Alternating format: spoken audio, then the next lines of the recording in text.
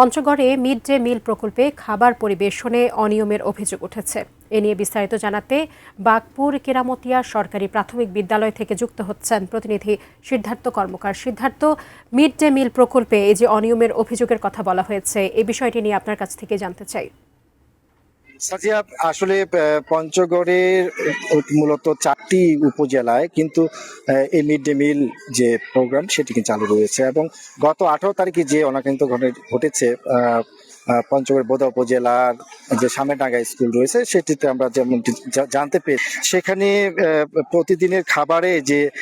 তালিকার যে খাবার রয়েছে, বিশেষ করে বনরুটি, ডিম, কলা থেকে শুরু করে এবং